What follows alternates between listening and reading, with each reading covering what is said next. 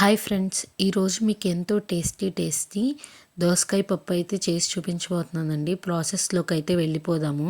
ముందుగా మనం ఎంత క్వాంటిటీలో పప్పు చేద్దాం అనుకుంటున్నామో దానికి తగ్గట్టు కందిపప్పు తీసుకొని శుభ్రంగా కడుక్కోవాలి.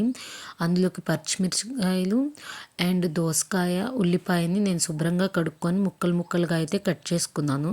దాని తర్వాత దీనికి ఎసురు పోయాలి కదండి. మనకి ఎంత క్వాంటిటీలో పలచంగా కావాలనుకుంటున్నామో అంత క్వాంటిటీలో వాటర్ అయితే పోసేసుకొని కొంచెం పసుపు, ఉప్పు, కారము వేసుకొని లిడ్ అయితే క్లోజ్ చేసేయాలండి. లిడ్ క్లోజ్ చేసిన తర్వాత 3 విజిల్స్ వచ్చేంత వరకు కొంచెం ఫస్ట్ విజిల్ వరకు మీడియం ఫ్లేమ్లో కాకుండా హై ఫ్లేమ్లో పెట్టుకోవాలి.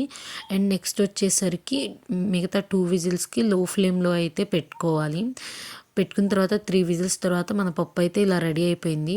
మనం ఆల్రెడీ ఇందులో ఉప్పు, కారం వేసాం కదా, అవి సరిపోయినాయో లేదో చూసుకొని మీకు సరిపోకపోతే మళ్ళీ కొంచెం యాడ్ చేసుకోవచ్చు.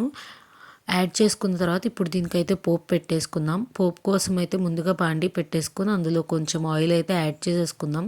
ఆయిల్ యాడ్ చేసుకున్న తర్వాత ఆయిల్ హీట్ అయిన తర్వాత కొన్ని తిరగమాత గింజలు అయితే వేసేసుకుందాం. తిరగమాత గింజలు వేగిన తర్వాత కొంచెం కరివేపాకు అయితే యాడ్ చేసుకుందాం. కరివేపాకు కూడా బాగా వేగిన తర్వాత సన్నగా కోసుకున్న ఉల్లిపాయ ముక్కలను అయితే యాడ్ చేసుకోవాలండి. ఉల్లిపాయ ముక్కలు నేనైతే పొడుగ్గా కోసుకున్నాను. కొంతమందికి చిన్నగా కోసుకునే అలవాటు ఉంటుందన్నమాట. ఎలా అయినా ఏ షేప్లో అయినా కోసుకోవచ్చు. నెక్స్ట్ వచ్చేసరికి ఇందులో కచ్చాపచ్చాగా దంచిన వెల్లుల్లి రెబ్బలు అండ్ కొన్ని ఎండుమిరగాయలు అయితే వేసుకుంటున్నాను. ఇవన్నీ బాగా వేగిన తర్వాత ఈ పోపు మొత్తాన్ని పప్పులో వేసేసుకోవడమే. పప్పులో వేసేసుకొని తిప్పేసుకుంటే ఎంతో రుచికరమైన దోసకాయ పప్పు అయితే రెడీ అయిపోతుందండి.